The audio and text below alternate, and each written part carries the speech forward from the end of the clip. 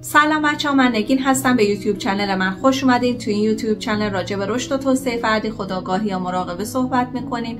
تو این ویدیو میخوام ادامه مبحث هوآپونوپونو رو براتون شرح بدم. اگر قسمت قبلی یا ندیدید حتما برید نگاهش کنید، چون اینا به صورت یک سری مجموعه ویدیو داره ضبط میشه. از اولش باید نگاه کنید، به خاطر اینکه هر چقدر که به متد هوآپونوپونو تسلط پیدا کنید راحت‌تر توی زندگیتون پیاده‌اش میکنید و اینکه از خیلی از مشکلات میتونید رهایی پیدا کنید، از جمله افکار منفیتون، مشکل در روابطتون، مشکلات مالیتون و خلاصه هر مشکلی در زندگیتون هست. اگر این متد را به درستی بفهمید میتونید ازش استفاده کنید و بعد نتایجش هم میتونید در زندگیتون ببینید. اگر که آماده اید بریم که ادامهش رو شروع کنیم. همونطور که توی ویدیوی قبلی گفتم، دکتر هیولن که یک روانشناس بود کار زندگیش رو ول کرد و اومد پیش مورنا تا متد هوآپونوپونو رو یاد بگیره و در کارش ازش استفاده کنه. بعد از اینکه دکتر هیولن متد هوآپونوپونو رو یاد گرفت، اومد توی یه تیمارستانی در هاوایی که در اون قاتل‌های زنجیره‌ای و مجرمان نگهداری می‌شدن. این مجرمان انقدر خطرناک بودن که دست و پاشون به قل و زنجیر وصل بود و افرادی که اونجا کار می‌کردن یا کادر درمانی به شدت می‌ترسیدن. هر گلی اونجا می‌ذاشتن خشک می‌شد و خلاصه انرژی ارتعاش خیلی پایینی داشت. بعد دکتر هیولن 3 سال اونجا میمونه و این تکنیک پاکسازی رو استفاده میکنه و اینکه نکته جالبی که وجود داره اینه که ایشون با بیماران ملاقات حضوری نداره، فقط به پرونده هاشون نگاه میکرده و 4 تا عبارت متاسفم، منو ببخش، دوست دارم، متشکرم و تکرار میکرده و 3 سال این کار رو ممتد انجام میده تا اینکه در نهایت اون تیمارستان کامل پاک میشه. یعنی چی پاک شدن؟ یعنی اینکه وقتی که دکتر هیولن میاد این 4 تا عبارت را خطاب به خدا ممتد تکرارش میکنه، این باعث ایجاد یک پاکسازی عمیق اول در خودش و بعد در دیگران میشه و همینطور باعث میشه که اونها دچار یک تعادل روحی بشن، کم کم دست و پاشون از قل و زنجیر در میارن، بعد داروهاشون را به تدریج کم میکنن و بعد قطع میکنن و بعد کامل از تیمارستان مرخص میشن. دکتر هیولن میگفت که دوست داشتن خود یا همون سلف لاو باعث میشه که خودتون اول ارتقا پیدا کنید و از اونجایی که انرژی و ارتعاش ما روی دنیای بیرونمون هم اثر گذاره، دنیا هم به این واسطه ارتقا پیدا میکنه. حالا این یعنی چی؟ یعنی هر مشکلی که در بیرون به وجود میاد خب منشأش یه چیزی از درونه، ولی لازم نیست خودمون رو مقصر بدونیم یا اینکه خودمون رو سرزنش کنیم و تو سر خودمون بزنیم. بهترین راهش اینه که این متد رو استفاده کنیم و از خدا درخواست پاکسازی کنیم. نکته جالبی که کتاب داشت این بود که میگفت در هر ثانیه میلیون‌ها واحد اطلاعاتی توی حس‌های ما به جریان میافتن، ولی ضمیر خودآگاه، ذهن خودآگاه ما فقط میتونه 20 واحد را در 1 ثانیه پردازش کنه و این یعنی عملاً هیچ. برای همین دکتر هیولن میگفت مرتب پاکسازی کنید. چرا؟ چون که ما یک آگاهی واقعی و آگاهی کاملی از اون چیزی که در بیرون از ما داره رخ میده نداریم. بنابراین باید به خدا توکل کنیم و اجازه بدیم اون بیاد داده های مخرب موجود در ما رو پاک کنه. این حرف دکتر هیولن کاملا منطقی به نظر میرسه. دقت کردید یه اتفاق ناخوشایندی که در زندگیتون افتاده، چقدر اون لحظه شما ناراحت شدید ولی سالها بعد با گذر زمان فهمیدید اون اتفاق حتی به نفع شما بوده؟ این به دلیل این بوده که ضمیر خودآگاهتون قادر نبوده کل واقعیت موجودا ببینه.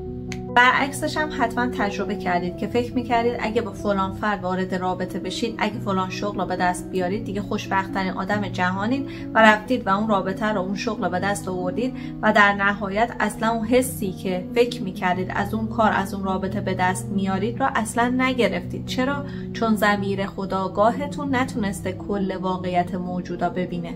دکتر هیولن میگفت برای اصلاح هر چیزی توی زندگیتون باید بتونید قلبتون رو پاک کنید، به خدا وصل بشید و از اون درخواست کنید که بیاد این داده های مخرب توی ذهنتون رو پاک کنه. اونجاست که میتونی از اون مشکل رهایی پیدا کنی. خاطرات از زمان کودکی و یا حتی از زندگی های گذشته در وجود ما هستن و ذخیره شدن. یعنی شاید از دیدمون خارج شده باشن ولی پاکسازی نشدن. دقیقاً عین سطل زباله کامپیوتر هستش. ممکنه اطلاعات رو بریزید توی سطل زباله و از دیدتون، از دسکتاپتون، از درایوتون حذف شده باشه، ولی اون اطلاعات هنوز توی سطل زباله کامپیوتر هست و شما نیاز داره که برید اونا رو پاک کنید. کتاب میگه که ما 2 روش برای زندگی کردن داریم، یا بر مبنای خاطرات یا بر مبنای شهود. خاطرات چیان؟ چیزهایی هستن که توی ضمیر ناخودآگاه ما سالیان سال انباشته شده و نیاز به پاکسازی داره و اگر پاکسازی نشه ممتد ما توی یه چرخه‌ای از مشکلات میافتیم و نمیتونیم از دستش رهایی پیدا کنیم. هی اون مشکل تکرار میشه. شهود کی حاصل میشه؟ وقتی که ما شروع کنیم به پاکسازی، اون وقتی که ما به الهامات خدا دست پیدا میکنیم و به هدف غایی زندگیمون هم میرسیم. واقعیت اینه که اگه خودمون رو پاکسازی نکنیم، اگه به منبع الهاممون و منبع شهودمون وصل نشیم، وارد هر رابطه و هر شغلی هم که بشیم راضی کننده نیست برامون. برای همین خیلی مهمه که پاکسازی کنیم تا به شهودمون دست پیدا کنیم و بعد از اون بریم سر جای درست خودمون قرار بگیریم. جایی از کتاب دکتر ویتالی از دکتر هیولن میپرسه که اگه فردی سرطان بگیره از کجا معلوم خودش سرطان رو جذب کرده یا خدا به عنوان چالش سر راهش قرار داده؟ و دکتر هیولن میگه که از اونجایی که ما اطلاعات کافی درباره واقعیت پیرامونمون نداریم، برای همینه که میگم باید ممتد پاکسازی کنیم، چون ضمیر خودآگاه ما چیز محدودیه، نمیتونه تمام اطلاعات رو پردازش کنه. پس پاکسازی کن تا مشکلات هم به خودی خود از بین برن.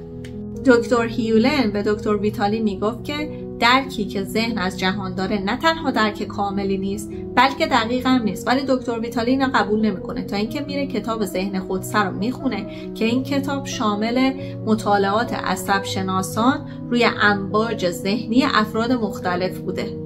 آزمایشات این کتاب نشون میده که افراد قبل از اینکه هر کاری را بخوام به صورت خودآگاه انجام بدن، قبلا فرمانش توسط ناخودآگاه در ذهنشون صادر شده.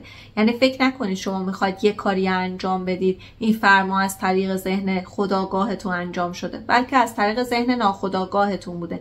برای همینه که وقتی که آدم میخواد یه روتین جدید بچینه دائم با شکست مواجه میشه. چرا؟ چون ضمیر ناخودآگاهش هنوز مجاب نشده که اون کار انجام بده. پس دکتر هیولن میگه بیا ضمیر ناخودآگاهت را پاکسازی کن. با این متد وقتی که ضمیر ناخودآگاه پاکسازی بشه، ناخودآگاه یک سری الهام از طریق تو جریان پیدا میکنه و میری کارهایی را انجام میدی که به نفعت باشه. حالا محتوای ضمیر ناخودآگاه ما چیه؟ تو بدبختی، تو شکست میخوری، تو لیاقت نداری، تو اعتماد به نفس نداری. همه توی ضمیر ناخودآگاه ما انباشته میشه و این خاطرات مجدد داره بازپخش میشه. برای همینه که در انجام کارهامون موفق نیستیم. بنابراین باید بیایم این پاکسازی رو انجام بدیم تا این خاطرات بره کنار، این اطلاعات غلط انباشته شده بره کنار. بعد از اون الوهیت در ما جریان پیدا کنه و ما هدایت بشیم. دکتر ویتالی یه ایمیلی دریافت میکنه که خیلی ناراحتش میکنه. میگفت در گذشته وقتی به همچین موضوعی برخورد میکردم یا با طرف بحث میکردم یا روی نقطه جوشم کار میکردم، ولی این بار گفتم که بذار از متد هوآپونوپونو استفاده کنم و شروع کردم گفتم که متاسفم، عاشقتم و کلا اینا هی تکرار میکرده. یعنی به جای 4 تا جمله فقط میگفته متاسفم، عاشقتم و سعی میکرده در درون خودش پاکسازی انجام بده. میگفت به چند ساعت نکشید که اون فرد یه پیام مجدد داد و از من معذرت خواهی کرد، با اینکه من هیچ کار بیرونی انجام نداده بودم. یکی دیگه از متدهایی که مورنا به دکتر هیولن یاد میده برای پاکسازی گفتن جملاتیه که در ادامه براتون میخونم. در بروز هر مشکلی میتونید 4 بار این جملات رو بخونید و از خدا بخواید براتون پاکسازی انجام بده. اون دعا اینه: ای روح فراآگاه، لطفاً منشأ احساساتم را نشانم بده. تمامی مراتب، لایه‌ها، نواحی و جوانب زندگی من را به این منشأ ببر، تحلیلش کن و با حقیقت الهی آن را محشور بگردان. از تمامی نسل‌های زمان و ازل بیاورش. لطفاً آن را بر اساس مشیت پروردگار انجام بده تا من در حضورش آکنده از نور و حقیقت شوم. آرامش و عشق و بخشش خداوند شامل حال ادراک نادرست من شود. بخششی از تمام نسل‌ها، مکان‌ها، رویدادها و رخدادهایی که در این احساسات و افکارها دخیل هستند.